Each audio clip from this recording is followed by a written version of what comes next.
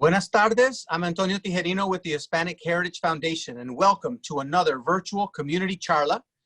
Charlas are weekly virtual interactions led by our community to present, discuss, and share personal experiences, ideas, actions, and projects through a series of compelling and inspiring presentations, often based on a theme like today.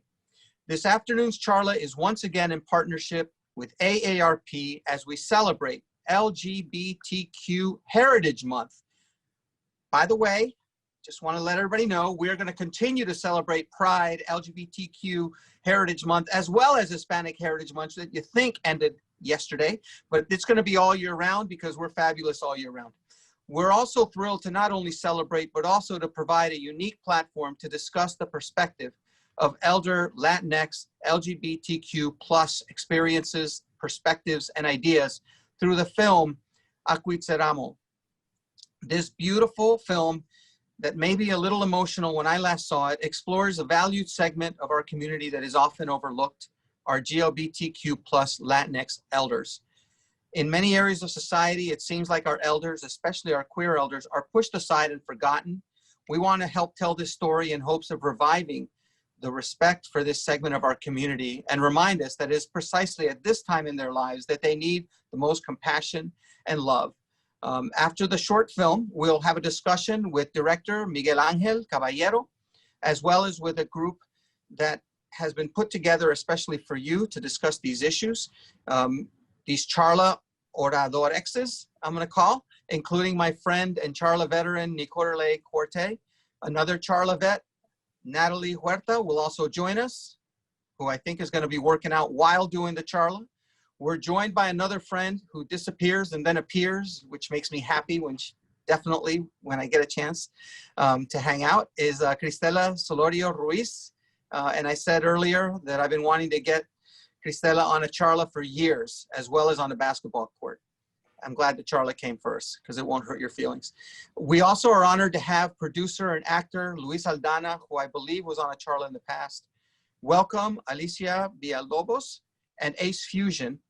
I want to give a big thank you to our fantastic partner, friend, and leader, Yvette Peña from AARP, and Veronica for creating these powerful spaces for our community to share conversations, feelings, and ideas. Please join us after the film for question and answer sessions with the cast if there's time. I also want to make sure everybody understands too, that Nicole was saying it earlier, we want to make sure that these discussions are also intergenerational. That is an important part of all of this that we do with AARP. So now, please let me introduce your moderator for today, Miguel Ángel Caballero. Dale, Miguel. Thank you, Antonio. Thank you for the great introduction. And hello, everybody. My name is Miguel Ángel Caballero, and I'm a writer, director, and producer at Caballero Alchemy.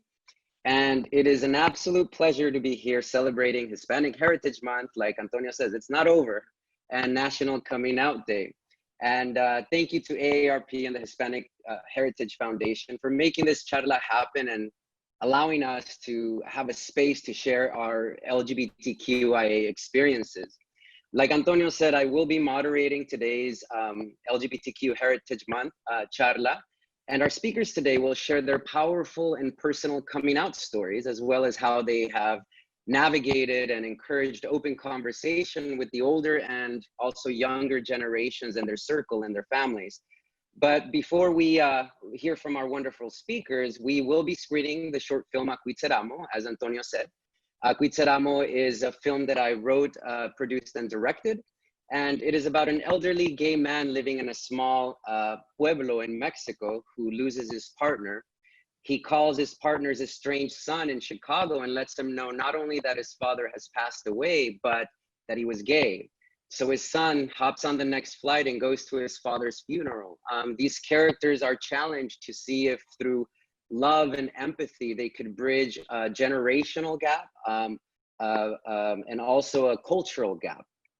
The responses that we've had through this film nationally and internationally have really been overwhelming. It's something that we dreamed of. The film has garnered over 11 awards in the festival circuit.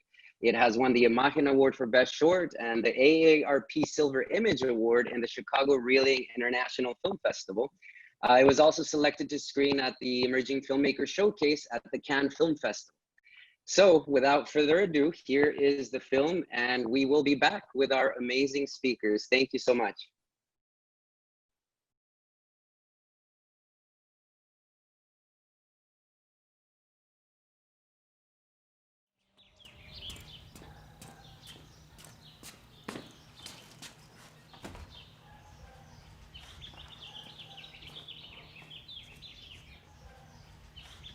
Ya falleció Roberto.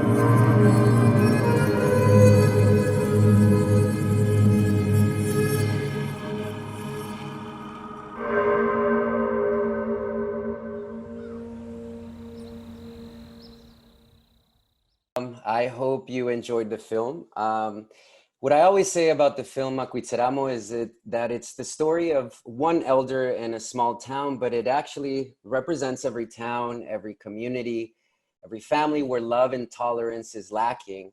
The film takes place in Mexico, but I feel that it transcends borders and cultures. And it's so wonderful to share the short with the Hispanic Heritage Month and National Coming Out Day, especially highlighting elders during this time and including them in our conversation. As we know, the idea of coming out is that homophobia thrives in an atmosphere of silence and ignorance, and that once people that love us know about us, they are less likely to maintain homophobic views.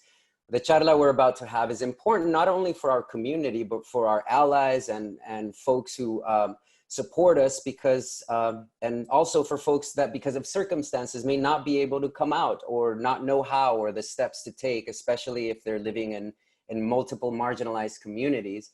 And as we know, there's different ways of coming out, so many factors that we have to weigh in, like family, environment, surroundings, work.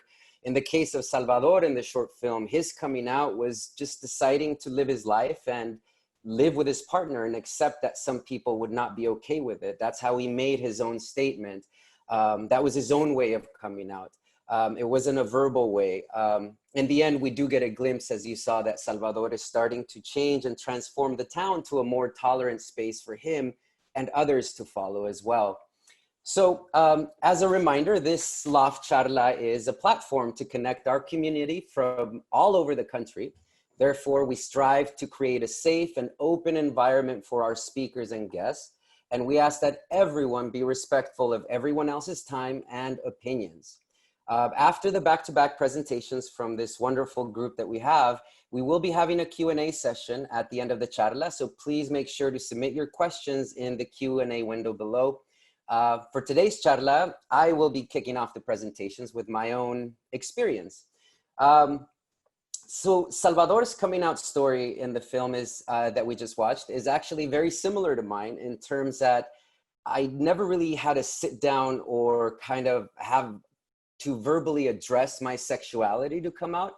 I used my films to come out and to make a statement. And I often say that I didn't really come out, I sort of floated out of the closet with my work.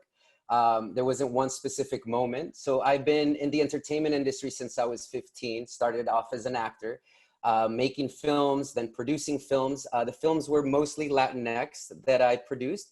And 4 years ago, I had a revelation that as a gay man, I had never really told a story that dealt with LGBTQIA. And I felt this need to tell those stories and have, LGBTQIA rainbow on the screen. That was my own form of activism and also my way of coming out. I had this burning desire to just scream these stories. So I founded a company called Caballero Alchemy and began writing these stories that just started coming out of me. All my stories are based on my own personal experiences. So it was through my work that I eventually came out to all my extended family. There is no question about it now after they see my movies. And I also came out to the entire town of Acuitzeramo, which is my hometown in Mexico. That's where I grew up. And they're just enthusiastic about seeing the town getting so much international recognition. So that is my personal story and my experience. I used filmmaking as a statement and to take a stand with no apologies. So now we're moving on to our wonderful speakers, and our next speaker we have is Ni Cordalai Corte. He is the Senior Advisor and National LGBTQ Liaison at AARP, and he will be sharing more about his story. Welcome, my friend, Ni Cordalai. Thank you, Miguel Angel, and good afternoon, everyone. It is an honor to be here with you on behalf of AARP. We're just so thrilled to be partnering with the Hispanic Heritage Foundation and just having this lovely exchange of stories this afternoon on this day where we celebrate both LGBTQ Heritage Month and Hispanic Heritage Month. Yeah, we're still celebrating that. In fact, I suspect a lot of folks on the line are celebrating both throughout the year. And so you're in good company. I just want to first start off by highlighting something I've highlighted on other charlas I've had a chance to be a part of. Miguel talked a little bit about transformation, the transformation of the characters in the film, his own personal transformation, and he also talked about the transformation of his hometown. And it made me think a lot about one of my favorite learning theorists, Peter Senge, who wrote a book called The Fifth Discipline. And in The Fifth Discipline, Peter Senge talks about transformation. And he says that transformation happens when we're willing to begin to re-examine some of our underlying assumptions. And watching this film, I thought a little bit about what that meant to me and what it's meant to me on my personal journey. I was a late bloomer. I didn't discover that I was gay until the latter part of college. Imagine that. Didn't have an idea. Considered myself an ally until I wasn't.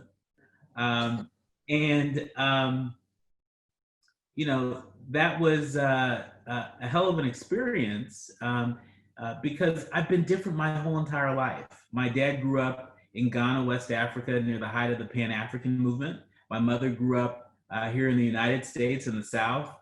She's a daughter of the Civil Rights Movement.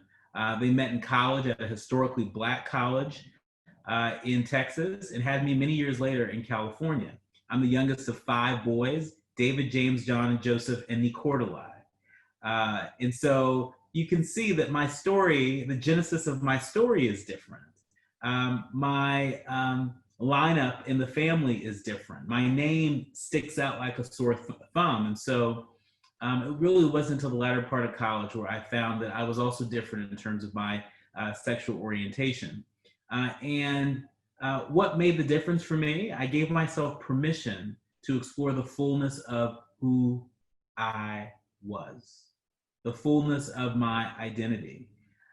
And I've got to say, doing that really allowed me permission to love myself, to love the folks I'm in relationship with, to love my friends and family more radically.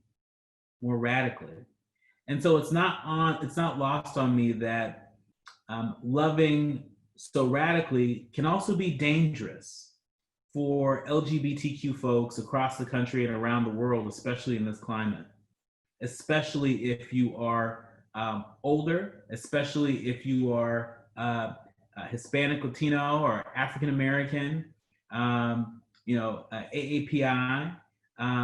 Sometimes our cultural heritage adds another layer of challenge for us. And that's why the work that I get to lead at AARP, the LGBTQ affairs work I get to lead, means so much to me. I really see it as love in action.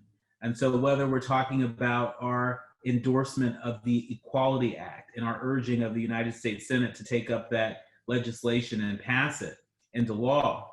Or we're talking about the amicus briefs that we filed opposing LGBTQ employment discrimination that was victorious this summer in a ruling from the Supreme Court. Or if we're talking about the public comments that we filed and the litigation work that continues opposing the striking down of non-discrimination protections in the Affordable Care Act.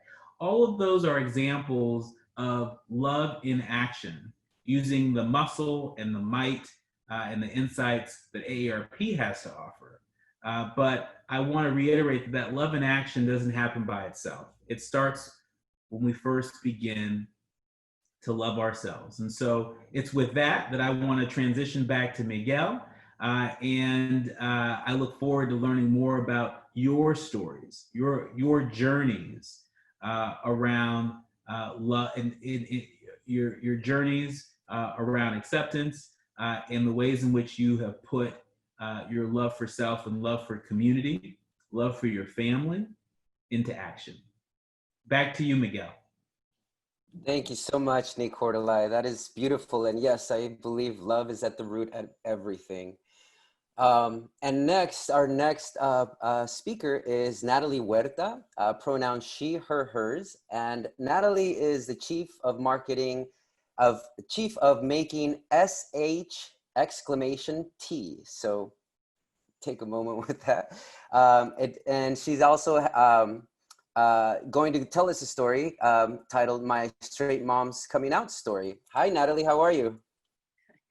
Hi, thank you for having me. I'm still trying to get my feels together after that film.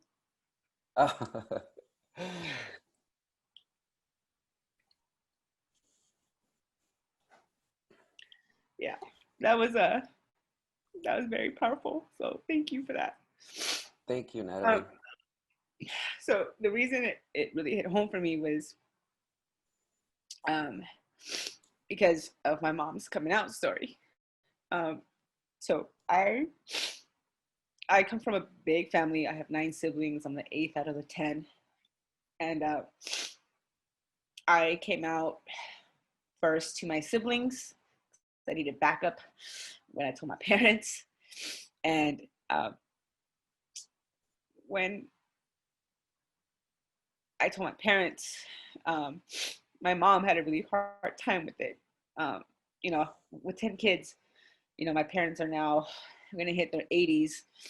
And so when I came out to my parents, I didn't really realize it till much later on that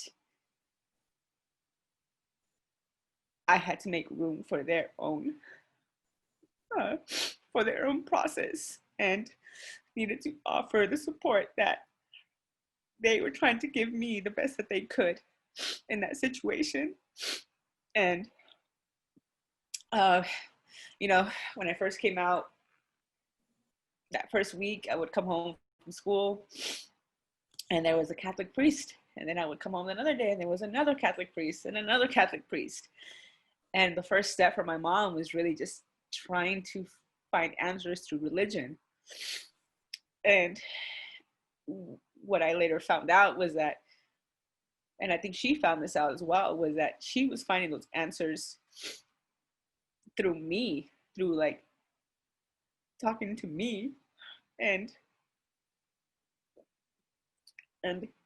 inviting or allowing herself to love me and get to know me.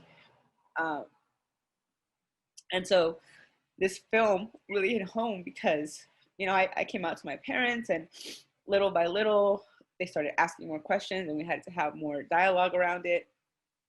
And I had not been to, I'm actually, my family's from Michoacan as well. We're from Huandacareo. And we had you know, the last time I went to our pueblo, I was 18 and I wasn't out yet. And now at this point, I'm 30 and my family was having a big reunion and everybody was going. And, you know, my mom's like, hey, are you going to go? And I was like, I don't know. One, you know, is it safe for me to go? because I'm obviously gay, and my wife and I together look very gay together. But also, Mom, like, you know, when I came out, you told me not to say anything to my tios and my tias and like the family. So are you okay if I go? Because I look very gay. We're going to look very gay in the pueblo. People are going to talk. And are you going to be okay with that situation? You know, are we going to be safe? Are you going to be okay? And she was like, you know what? People are going to talk anyway. Fuck it. I'm over it. Just come. And so me and my wife went down, and I was, you know, I had a lot of concerns. But in that trip was really when I think my mom really wrapped her heart around me. And so, you know, going to the pueblo and having her introduce me and be like, oh, and su esposa, you know, like that was big. Seeing my mom, like my mom was making sure no one was fucking with us. And to see my mom do that in her hometown, in front of her childhood friends and her, you know, her social circle, really just made me have a lot more empathy for parents, because it is a process for us, but it is also a process for them. And I understand also the privilege that I have now that I know a lot more stories of other queers because of what I do for work.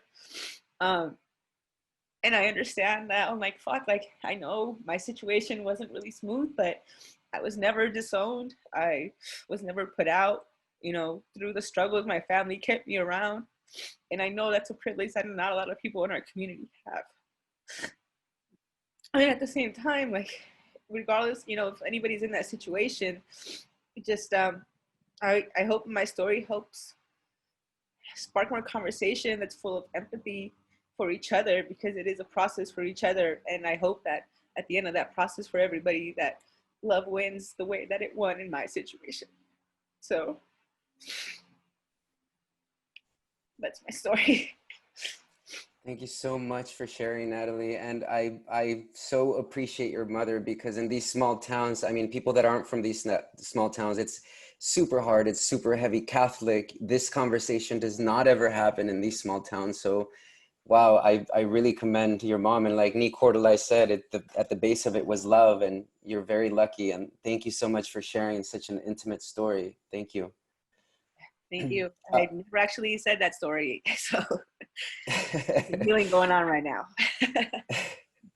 Now let's go on to our next speaker, who is Cristela Solorio Ruiz. Her pronouns are she, her, hers.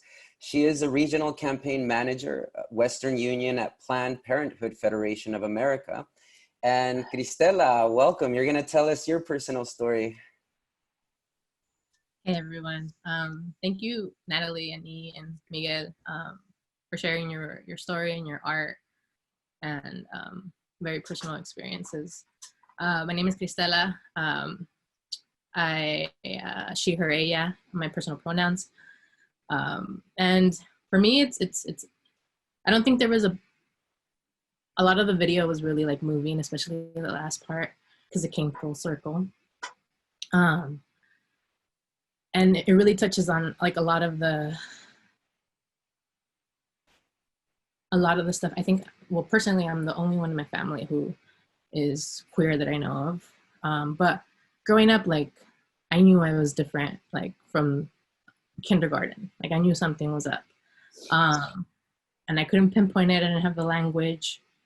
And middle school, a lot of that really just got reinforced in terms of attraction towards people, like women, and didn't grow up looking or knowing someone who was like me.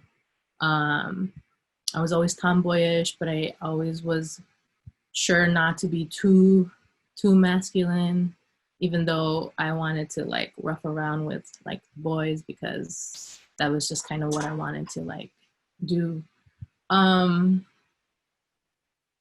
And then really when people started dating and it became something of an issue even for me, when folks would be like, why aren't you interested in men?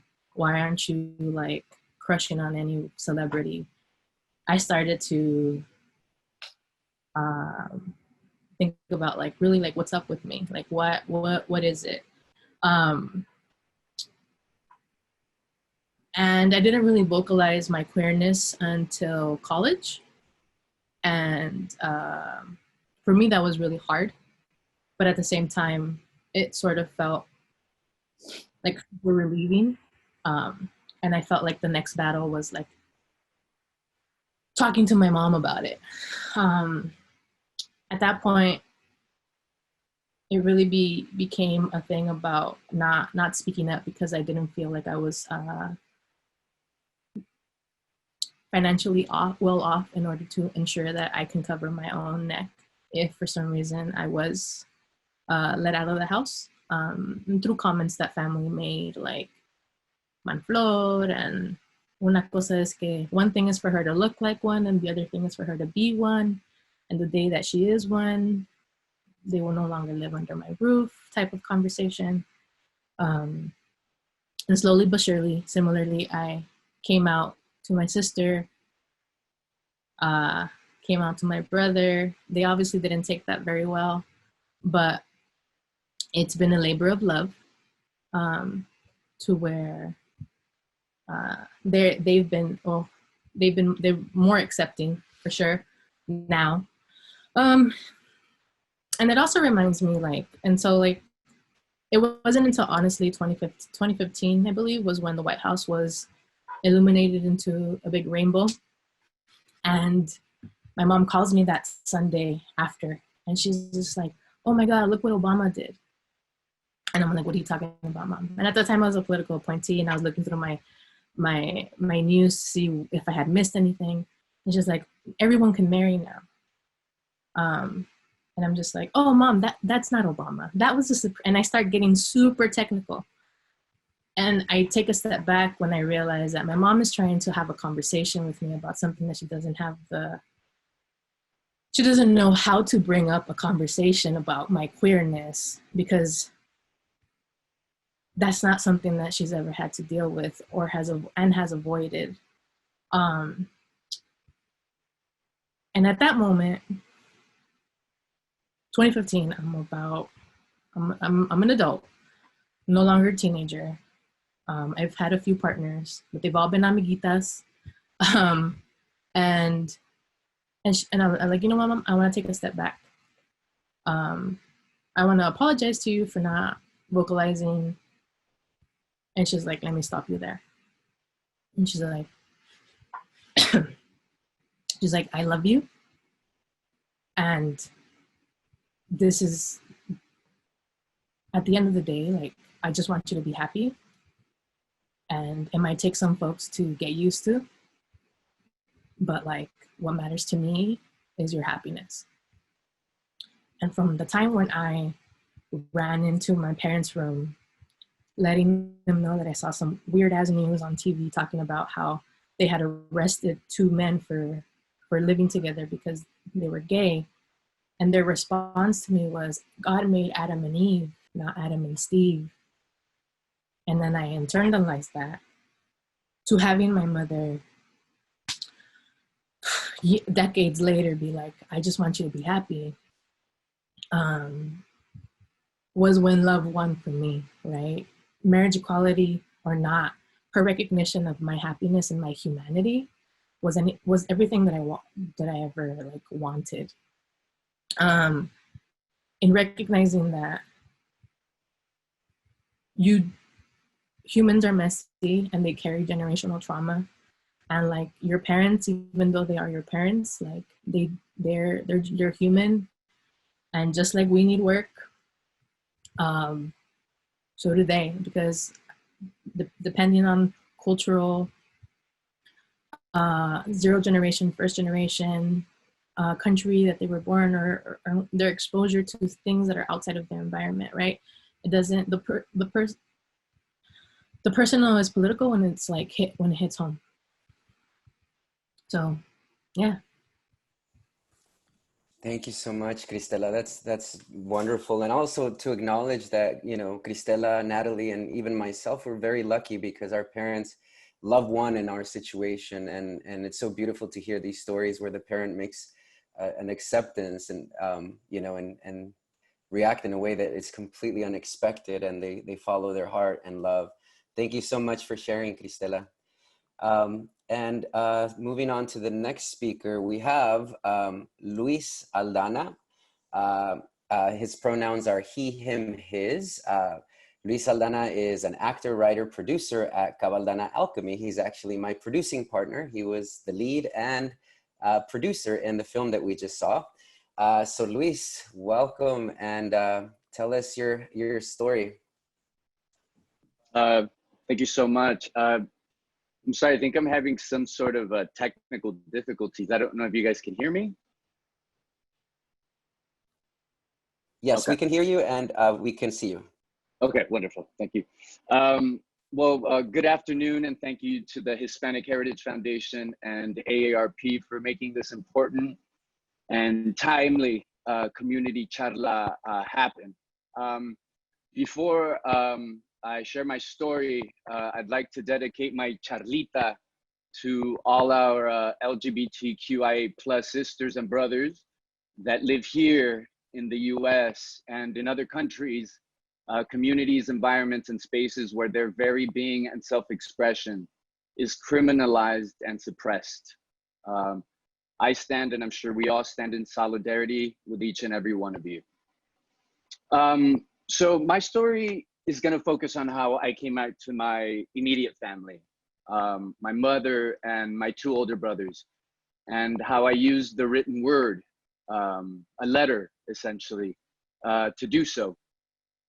For me, it happened around the age of 21. I think I just graduated college, and I was hanging out with my brother, you know, and you know, he told me, "Hey, what's going on? It's my birthday." And without much thought, you know, on the spot, I said, you know, I decided to gift him a written record of my life for his birthday. I literally came up with it on the fly. And again, you know, truth be told, it was my like last ditch effort to sort of cover the fact that I hadn't gotten him anything for his birthday. And, you know, he's an avid reader, so he was really excited about it, you know. And so fast forward, you know, a year later, what he received from me to him as a birthday gift was essentially a diary of my thoughts and experiences throughout the previous year. And very heartfelt and honest, you know. And, you know, a few days later, after he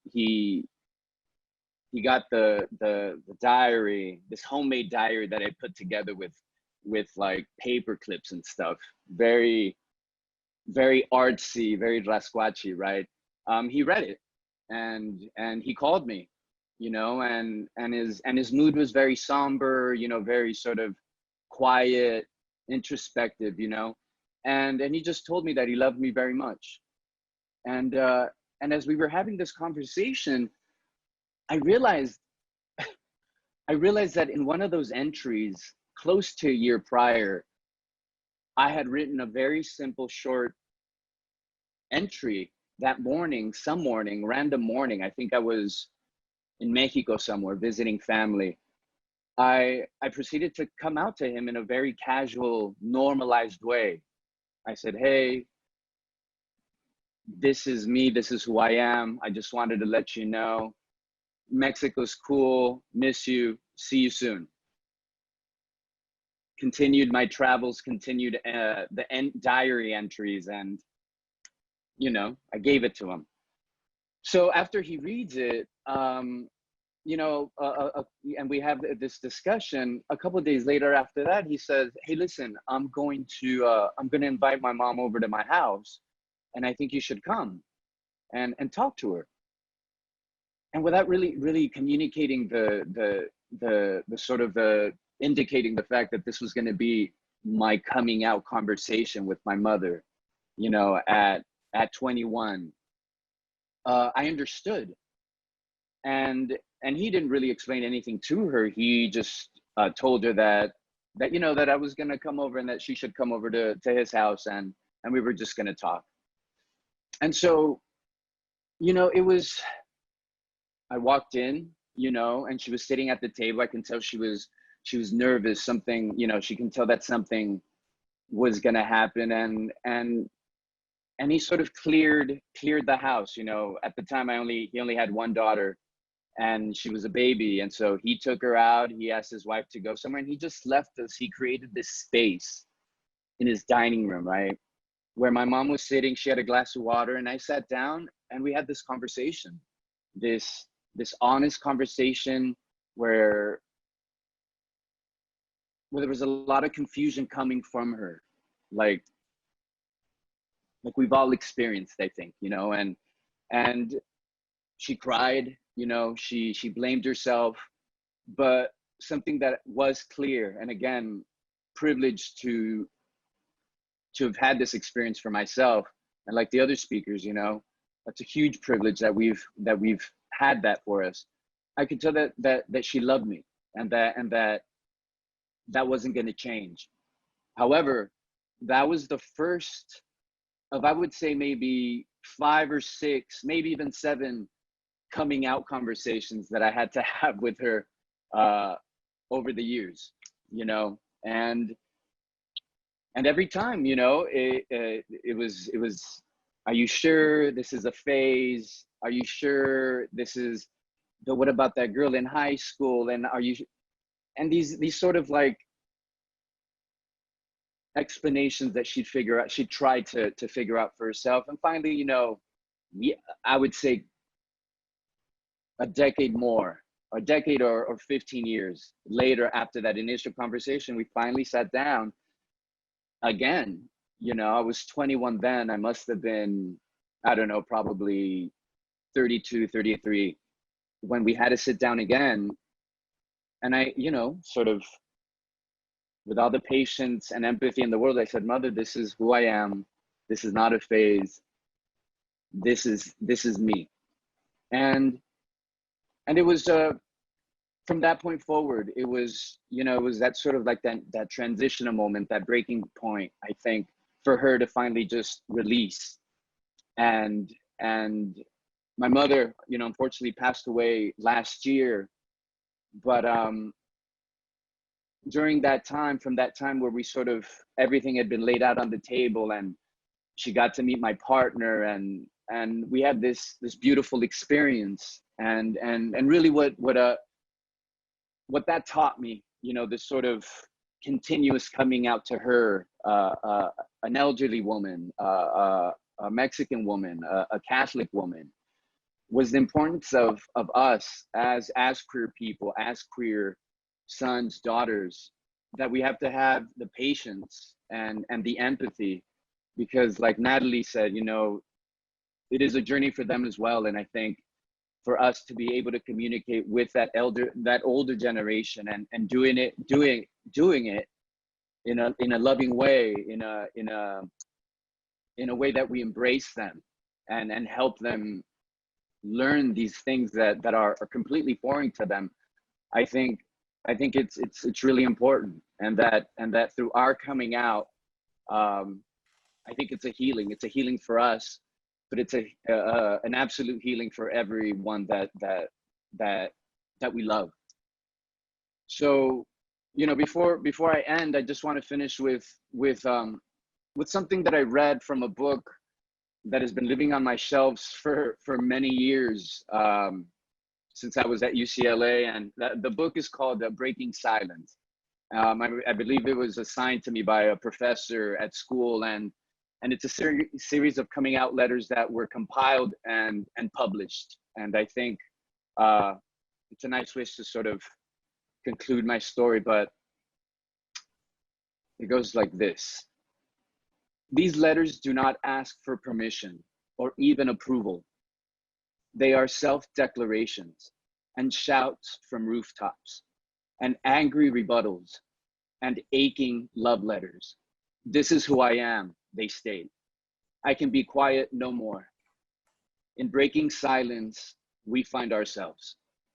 So thank you so much. And thank you for providing this space. Thank you.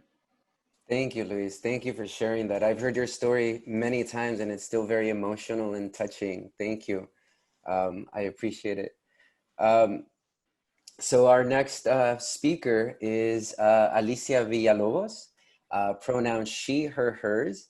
Alicia is the manager of legal clinics and administration at the LA LGBT Center. And Alicia is going to be sharing with us her experience. Hi, Alicia. Hi, Miguel. Thank you for the introduction. First of all, I just want to acknowledge my privilege in coming out, just listening to these stories and listening to various stories in my job at the LGBT Center and just friends and family. I realize how privileged my coming out process has been. So I want to talk about the different stages of coming out, but not as a personal level, but how it relates to family and how they also have their own process, something that Luis and Natalie have also alluded to, which is, I guess, something very common, right? So I'll start off with my coming out story. That was about 11 years ago. I was 18 years old. It was about 4 months after graduating high school. My parents moved out to Victorville. I live in Boyle Heights. It's about a 2-hour drive. They invited me over to dinner and I was like, well, they can't kick me out anymore. I'm already living on my own. Like, the worst thing that can happen, I don't get to eat that food, that dinner, right? Or it's just gonna create this drama, and I just didn't know what to expect. So I'm driving with my partner and I show up to this dinner, and my family was, cooking, moving all over the place, but I was waiting for my dad to sit at the table because his authority just meant something. Like, if I tell him, and his reaction is going to inform everybody else, this very patriarchal family structure that we had. So I wait for the food to be ready. I'm just super nervous, and my partner's like, calm down, your parents are super chill, like, you're not gonna worry about anything, like, trust me. And I'm like, you don't know them, they're my parents. So I sit down, dad comes over, and I tell him, hola, ella es Nancy, this is Nancy, this is my girlfriend. And I stood there just like waiting for something to happen. When he stared at me and said, ¿Qué quieres que te cante o algo? You want me to sing to you? Sit down. Sit down. I was like, okay, so I sit down. Nancy, go get her food. Oh, shoot. Out of nowhere, I've entered this like male privilege dynamic. I sat down, it was safety zone, right? Since that day, my dad started treating me as his son. I have 4 brothers. I'm 1 out of 7 and I'm the middle one. I'm like, you don't need another son. And he's just thinking like, well, in my head, in this binary dynamic, he's like, well, I'm not gonna, we didn't have a conversation about this. This was my analysis, right? So in his head, this black and white dynamic of like, well, you like girls, you must be a dude now, so I'm gonna treat you like one. We would go to family parties, it was, hey, Alicia, sit up with the guys. Hey, somebody go get me a beer, do this. And I'm just like, whoa, this is kind of cool. I mean, I didn't complain. I'm 18, 19 years old, just going along with it. Like I said, it was a safety zone. I was allowed to start working. I was allowed to drive my dad's car. I was allowed to stay out late. I'm 1 out of 3 sisters, right? I have an older sister, a younger sister. They weren't allowed to do any of that. It was that mentality of, you like girls, you must be mad. So I got that privilege. As I got older and learning, I was like, well, this is not comfortable to me either. I don't like to have my sisters pick up after myself. So one day I thought, well, why don't I just tell my dad, like, hey, we're gonna pick up these plates and we're gonna wash them too. He's like, yeah, we don't do that. And I said, yeah, we do. I was only allowed to do this because he had given me that kind of like a pass to his, I guess, identity, right? And it was a simple act of us washing our dishes, but that informed my younger brothers. And I know it did so because years later, I realized that my younger brothers had more LGBTQ friends than I did. I am the gay friend in my social group. I am that one queer friend. My siblings, I walk into the room hanging out with their friends and they have a gender non-conforming friend, a trans friend, and I'm just like, whoa, we never had a conversation about this, But it was just a small little things that I think dismantling the gender norms, right? It was time for their own coming out process from cultural norms. Those cultural norms of really the detrimental effects of patriarchy that made your world just black and white. And now having these conversations of just gender expression being dismantled and really restructuring that in our day-to-day, I think informed those around me on how to react to something that you're not used to. The gender norms, you know,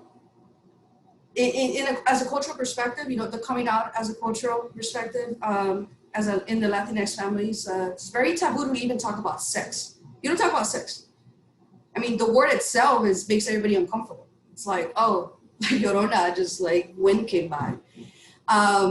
You don't do that, let alone, I'm like, let's talk about my sexual orientation. That's not gonna happen. I understood that. I wanted to respect their own kind of process in the cultural norm. So we didn't talk about it, but for me, it was more of a gender expression. So years later, I'm talking about a good 10 years. Now my siblings are all having children, nieces and nephews. And I see how just the practice of dismantling gender norms, it's beginning to flourish. So I'll have one nephew that likes Moana and the other one loves Power Rangers. And sometimes my siblings will call me and be like, should I be allowing this? And I'm like, what am I, the gender like police or something? Or they'll call me, should we have a gender reveal party? And I'm like, what does that mean? Like, is it appropriate? What kind of name should we use? And it's a really good conversation. And I think that's the stages of the process of my own family, the cultural norms, coming out of those cultural norms that are very detrimental at some point, not all of them.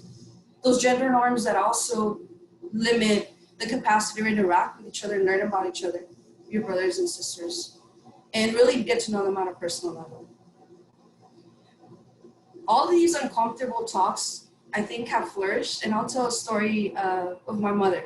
I think we're all just really close to our mothers. So my mom has been widowed for about 9 years now. And so in the past year or so, she started to date.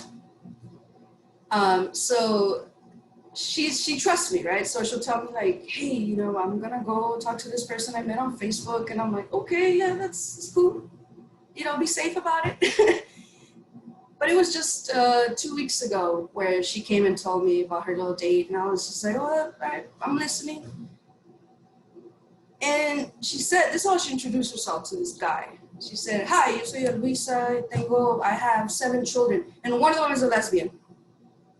And she said she stood there waiting for that Fuji face. And if he made a Fuji face, she was done with that date. And I was like, whoa. I honestly was looking at my mom. I wanted to cry, hug her. And I was just like, so how did they go?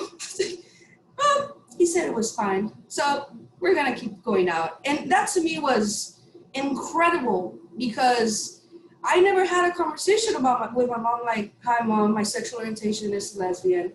It was more like just living my life. And whenever I hear something, kind of be like, by the way, let's talk about that in this kind of friendly way, comical. My family is very kind of, like I said, I am very privileged in this regard that I'm able to just be like, hey, stop right there. We don't do that no more. We don't say that's so gay. We don't say like, oh no, that's for girls, that's for boys. No, we're not doing that no more. Another story my mom told me, mom works at McDonald's. So she used to work at McDonald's pre-COVID. She was the maintenance lady at the lobbies, cleaning the restrooms. And my mom, she's like, I was cleaning the tables, estaba limpiando las mesas, and I don't know where I see this guy going to the girls' restroom.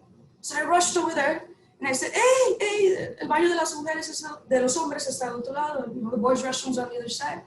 Person turns around and my mom realized this is just a butch girl like her daughter. She's just like, ay, disculpa, I'm so sorry. Mijas como tú, yo a ti, no tengo, es más, yo te cuido la puerta. You know, my daughter's like you, my daughter's just like you, I will watch this door for you.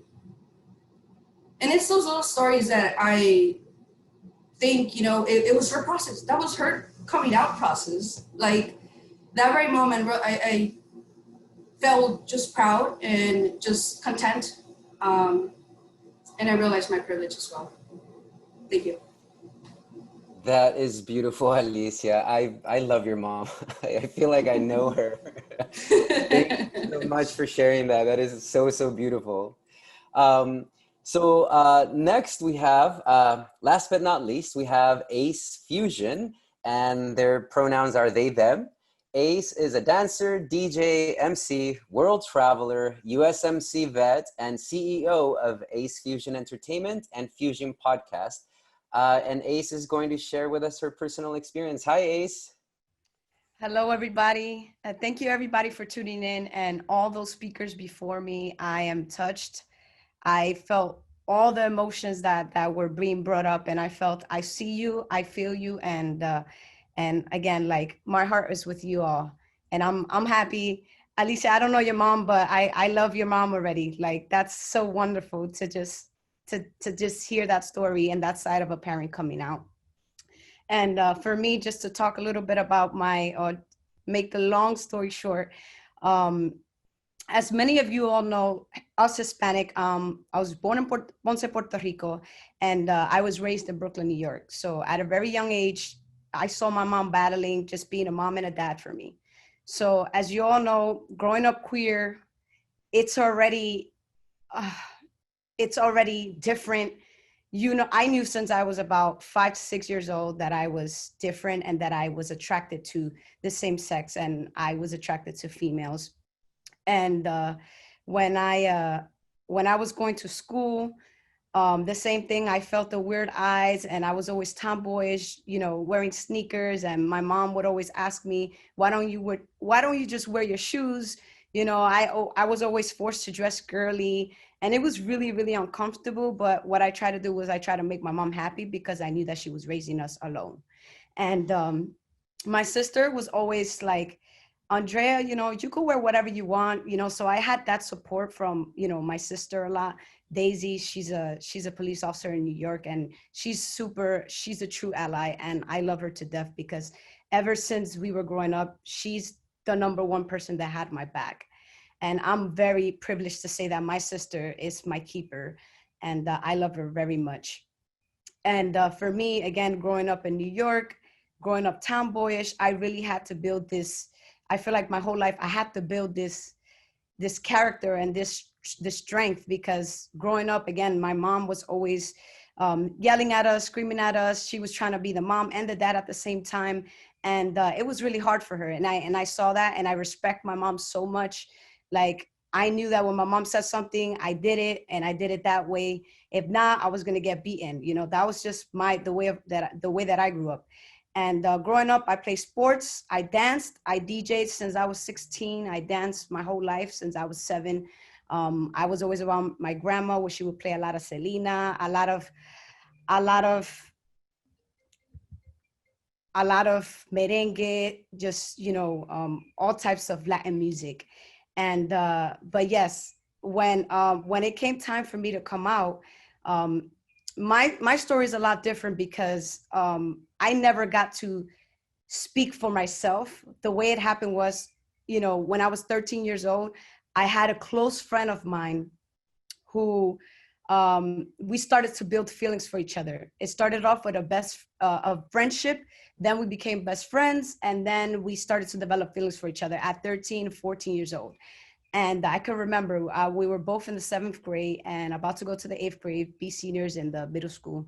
And we used to write in this notebook as best friends. We would write in this notebook that it was just a friendship. Like, we would go back and forth. She would take it home one day, and I would bring it home the next day. And then one day, the way everything just blew up and was crazy for me, and that I got emotional and everything, was when her parents found that notebook in their home, and was brought to my mom's job, because my mom used to work across the street from where they lived. So you could imagine when I had to face the reality that when this person, you know, calls me. It's like, hey, look, just FYI, my parents found that notebook. They're going to give it to your mom. And, and during that time, my mom actually was dating somebody, my stepdad at the time. And I know things were not going to be good. My mom was already strict. She was, again, always on top of us, showed us very little affection. I could tell you 3 times a year, my mom would give me a hug, kisses.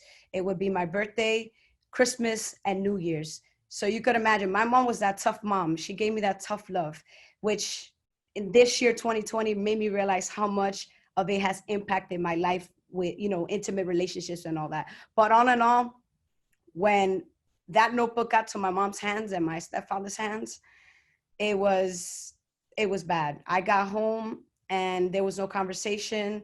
My mom started yelling at me, and she beat me. She hit me. I could still remember the reason why I have one of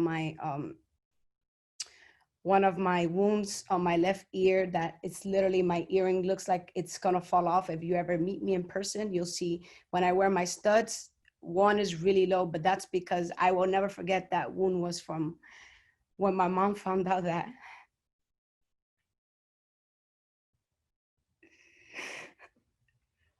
I was gay, and it was really hard. And just to let everybody know, I've never shared my story in front of like 50 plus people. This is my first time. And I know that this story, and mind you, my mom has done a 360, which I will get to, but I'm not talking about my mom in a negative way now, because I have a lot of empathy for her, and I would do anything for her. She was my mom and dad, and I will never take that title from her. But during that transition for me of her finding out, I always had to grow up fast because of my living conditions and my mom, struggling financially, emotionally. I saw her, struggle with in all aspects of life. And I always knew that I wanted to make my mom proud. And growing up, again, I did everything that I could to stay on top of my grades, to be a good student so that I could graduate. And at the same time, I was always involved in the first Marine Cadet Corps. So I was in JROTC. And my mom thought something was wrong with me. She thought that I needed to see the psychiatrist, and she felt that I could change. After she beat me, then she started to kind of, she ignored me for a while. She didn't talk to me. And the only person I had at that time, which is my stepfather's mother, which I always call grandma because she raised me in New York. I went over to her house and I was just like, look, I don't know what to do. I felt I needed to change. I was like, I really want to change for my mom. And when she sat me down, she's like that she loves me and that she doesn't think anything's wrong with me. And this was the older generation. So it's like, like me during that time, I was 13, 14. So I didn't think of it then, but I'm like, now I'm like, the person I shared it with yesterday was like, oh, wow, that's pretty shocking that the older person, the older individual during that time when my coming out story was the one to give me the love and support. And all in all, even though I had support from my sister and my grandma, like your mom, the person who created you, you want them to love you and you want them to accept you, and I say this with a heavy heart because, growing up, I know that my mom went through a lot of trauma, like the way she grew up and the way that she had to leave Puerto Rico because the living conditions was not good. She brought us here. I see my mom, like strength. She's a Latinx mom that is, she's a guerrera, like my mom is a guerrera. And I got that from her. And, but all in all, it took about a month and a half or some change, almost 2 months for me to talk to my mom. And when I forgot the speaker, I'm sorry, but someone that brought up the letter about the letters, I remember writing her a letter in Spanish. And I told my mom that, that I really, would want to change, but I feel like in my spirit and in my heart, there's really no changing. And I believe in the higher, right? But I believe that the higher will love us no matter what. And I say that as a 13 or 14-year-old, I always had, again, I'm the oldest, so I had to grow up really fast because of the conditions and just the hardship that we faced. And I saw my mom face that. I started to really grow up fast. And but yes, my mom, you know, once I went through middle school, high school, I decided to join the Marine Corps. And during that time, the Don't Ask, Don't Tell policy was still in effect. That's another, I always wanted to be a Marine since I was 16. And I knew I wanted to travel the world, surf my country, dance, DJ, and everything. I just wanted to do it all. And I have done, which is really a blessing. And I'm like, I always look back, I'm like, I've done everything that I said that I would do. And I owe it all to the pain that I've been through in my life. I feel like I take pain and I embrace it. And then I go for the things that make my heart happy, because that's the only way that I've been able to cope through life and through my, you know, coming out and through the emotions my mom wouldn't show me.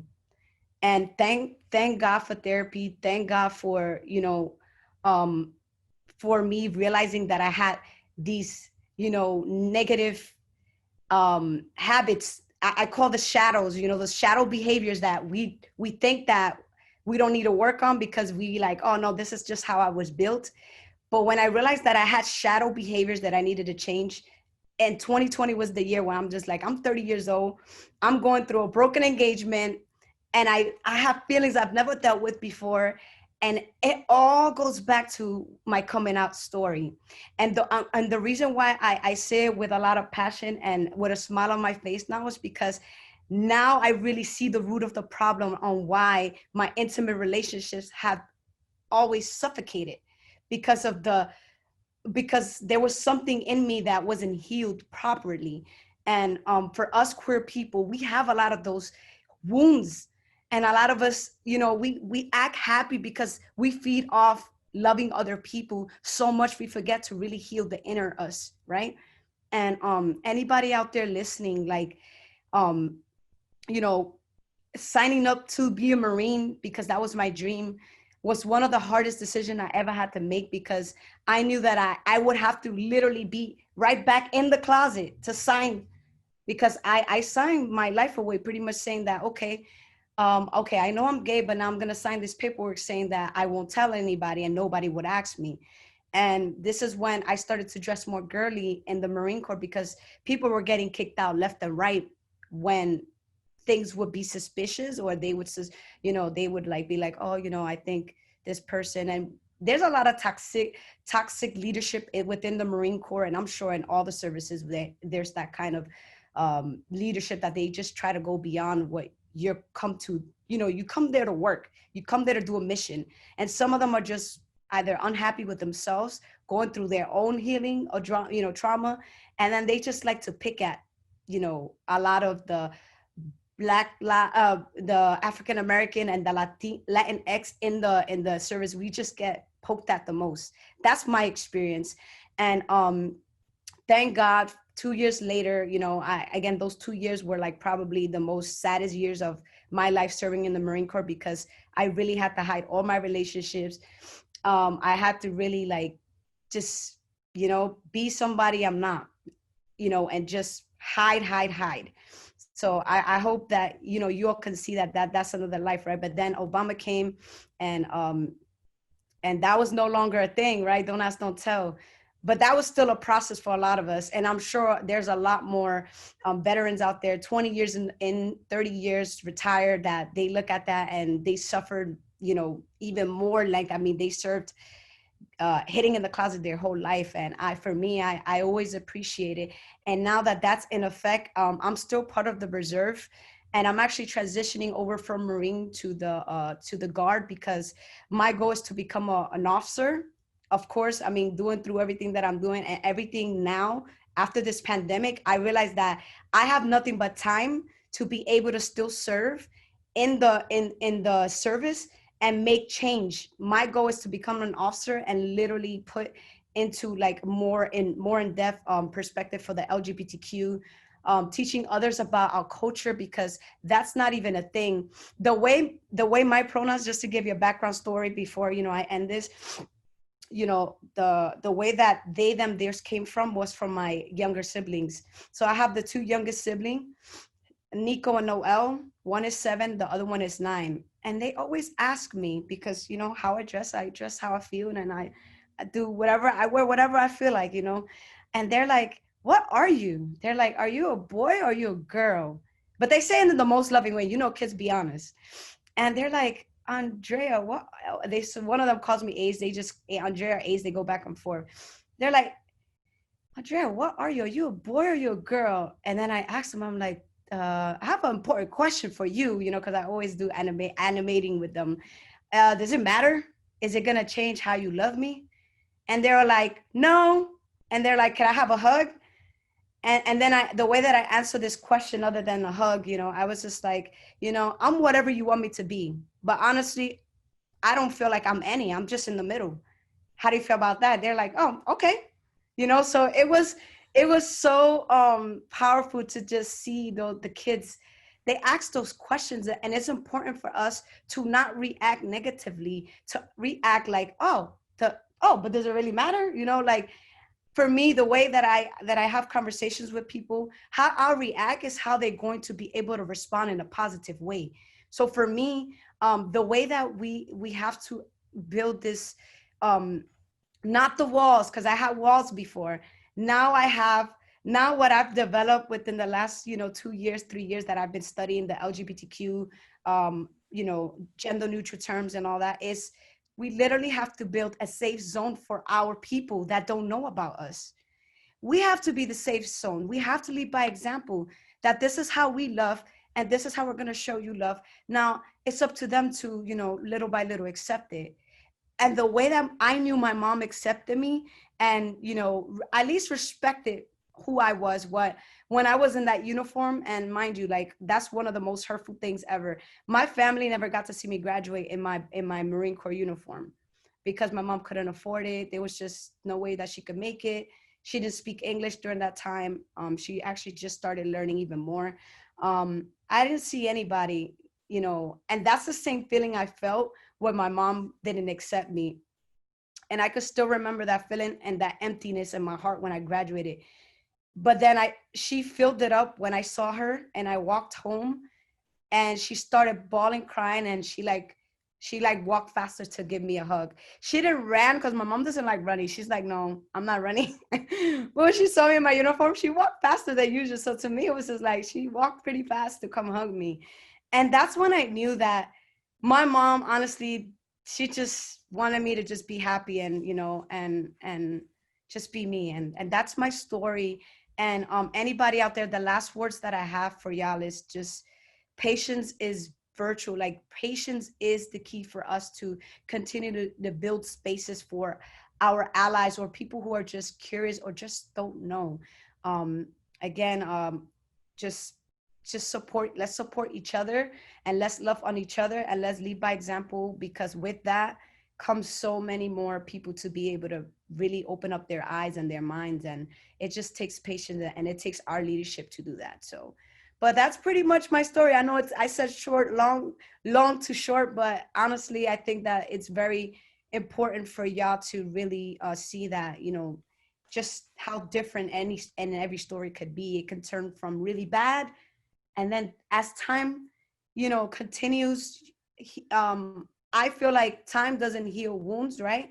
I feel like time literally gives us the opportunity to really embrace what we've been through. Right. I honestly don't feel like it heals wounds. I feel like we really learn how to live with the wounds in the most healthiest way. And but that's my story. I know that I probably hopefully I didn't take too much time. But I love you so much. Thank you. Seriously, thank you, Ace. Thank you for such a beautiful story and for sharing it with us. It's so emotional. Thank you so much. And also thank you to the rest of the speakers who shared their intimate stories with us, and for AARP for sponsoring this charla, and all our attendees for joining us today on this charla.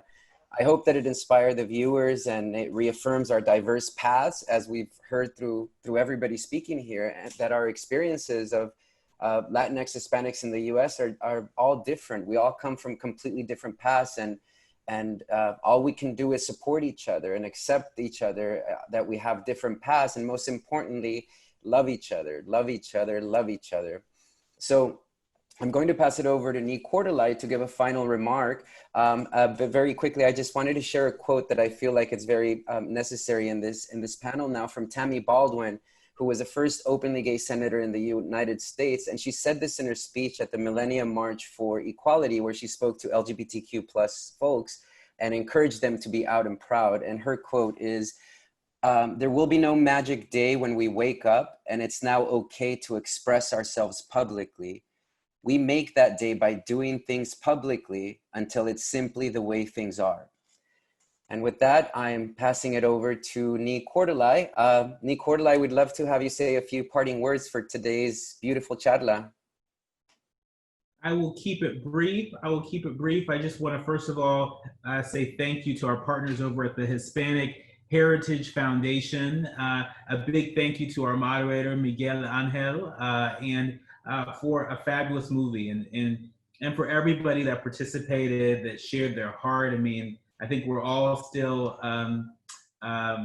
you know, a little wet behind the eyes, you know, having heard the stories of Ace and Cristela and, you know, so many of the folks here that turned this into a brave space, not just a safe space, but a brave space. And so thanks to everybody for being a part of it, and to, of course, the team at AARP. And, you know, some people may look at this and they say, oh, wow, you know, there were a lot of stories of, you know, younger people who have come out, or as my friend David Johns would say, invited in.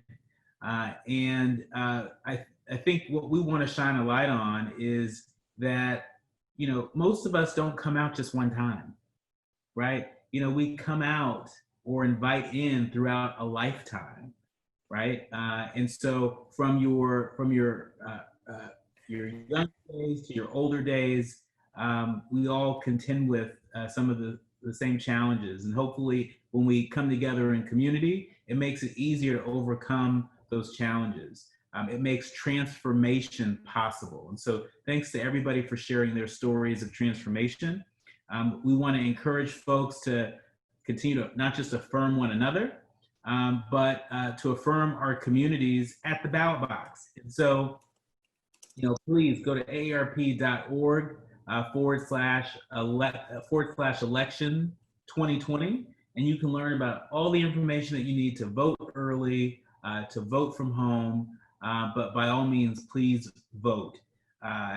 It is critically important to our communities. And so with that, enjoy your weekend. Thanks, everybody. Have a good night.